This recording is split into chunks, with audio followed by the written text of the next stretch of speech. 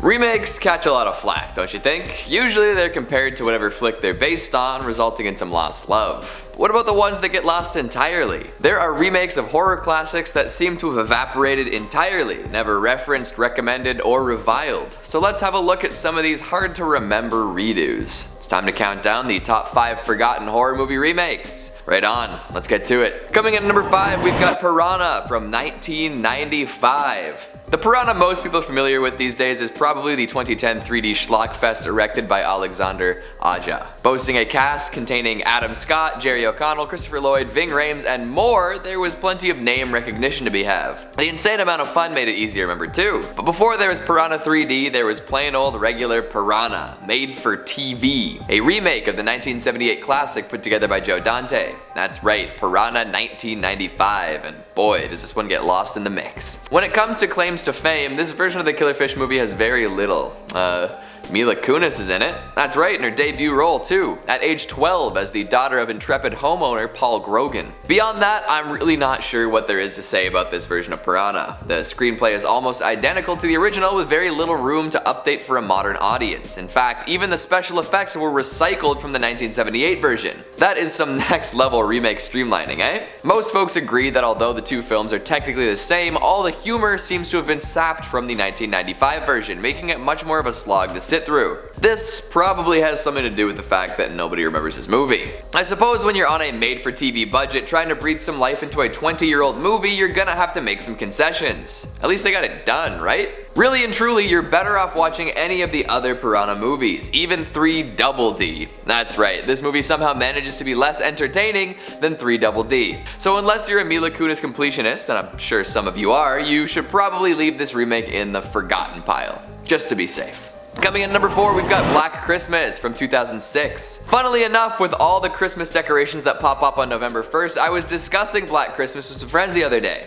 Of course, the Bob Clark original is a bona fide classic and should be watched every December. But then I brought up the possibility of a Black Christmas marathon, 1974, 2006, and 2019, just for fun. To my surprise, the folks I was talking to didn't even know there was a 2006 remake, and really, this shouldn't have surprised me. It's a fascinating little case study. Plenty of actors who went on to be big in their own right, a trailer with a bunch of kills filmed without the director's knowledge, some additional backstory for the killer. It's a strange recipe, kinda like human flesh sugar cookies.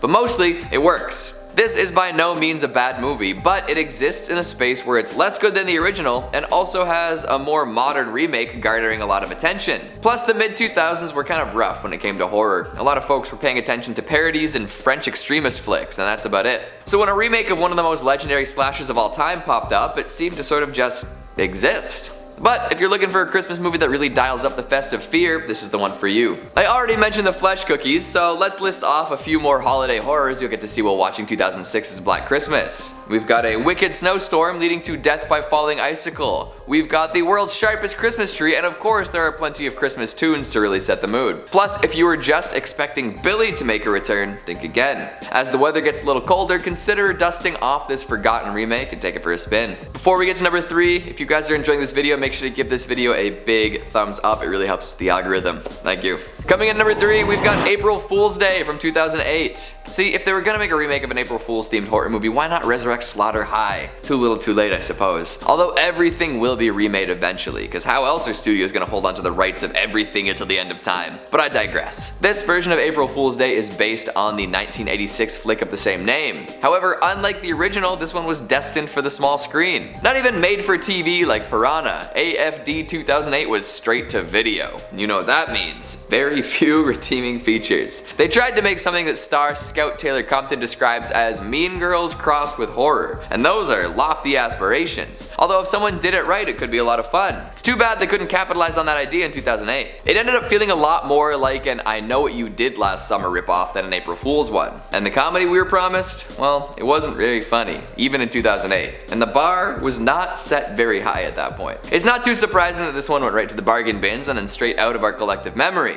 Maybe it's worth picking up on April Fool's Day, but don't expect to do much other than crack jokes. Coming in number 2, we've got The Wizard of Gore from 2007. Who would have thought remaking Herschel Gordon Lewis films would one day be trendy?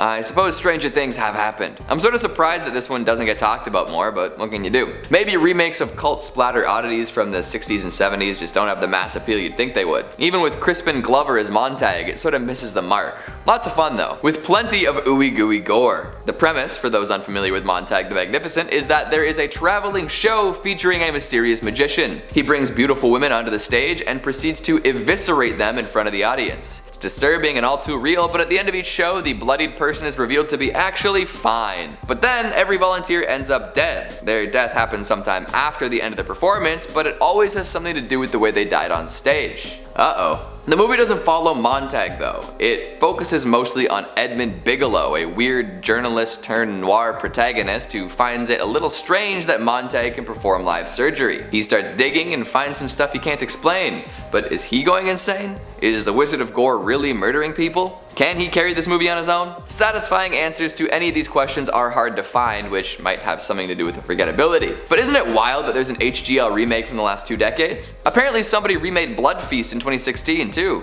Who knew? And coming in number 1, we've got The Uninvited from 2009. This one might not read as a remake at first. And it's not a remake of the 1944 supernatural horror. It's actually a remake of the 2003 South Korean film A Tale of Two Sisters, which is an adaptation of a Korean folktale. Lots to look at here. But back to The Uninvited, this is a pretty decent little adaptation. There have definitely been worse American remakes of Asian movies. Much worse. So why was this one sort of forgotten? Well, I think the different titles had something to do with it, and the fact that it was a remake of a relatively recent movie at the time from another country. That could have had something to do with its little renown. And of course, why watch a remake like this when you can watch the original? But hey, Elizabeth Banks and Emily Browning serve up some quality performances, and the twist is changed up enough that you can still get some enjoyment going in knowing that the two sisters aren't exactly what they seem. The Uninvited manages to eke out a little ground for itself and finds a semi-unique identity in doing so. So it might not have turned too many heads at the time of release, but it still holds up as a decent little horror flick, remake or not. So, do you remember any of these? Sometimes it's hard, especially with so many movies out there. Plus, there are all the movies that are essentially unsanctioned remakes. You know the ones. What's the movie remake you wish people talked about more? And what about the one you wish never got made? Make sure you let me know down in the comments. Speaking of comments, let's take a look at some of your more inane ones from the top 5 newest SCP Monsters 2020 Part 6. Isaiah Hatt says, I'm positive my dad is an SCP because I can never seem to find him.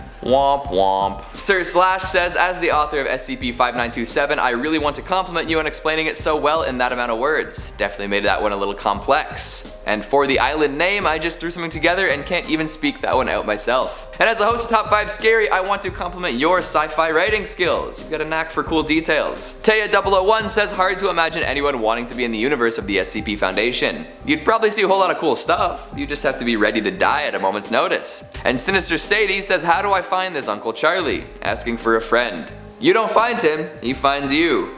Keep your eyes open. And that's all the time we have for today. I'm gonna go eat an apple suspiciously shaped like a skull. Thanks for watching, and I'll see you next time. And that's all the time we have for today. I'm gonna go eat a no. I feel like I'm just like talking like a fool today. I feel like I don't sound like a human being. It's very strange. And that's all the time we have for today. Woof. Aja? Aha. Oh no. I'm just gonna say it both ways. The Piranha people. When it comes to claims to fame, this that is some next level. I suppose when you're on a made-for-TV budget trying to breathe some life into a 20-year-old movie, you're gonna have to make woo. I suppose when you're really and truly, you're better watching. This is by no means a bad movie, but it exists in a space where it's less good than the. This is by no means a bad movie. It exists in a space where it's less good than the. Nope. I don't know what's happening. My brain doesn't work. I already mentioned the flesh cookies, so here's a few more holiday horrors that you'll get to see. I don't know what I'm doing today. I'm just not reading words. It ended up feeling a lot more like I Know What You Did Last Summer, but ripped off. Nope. It ended up feeling a lot more like an I don't. Maybe it's worth picking up on April Fool's Day, but don't expect too much. With plenty of ooey gooey.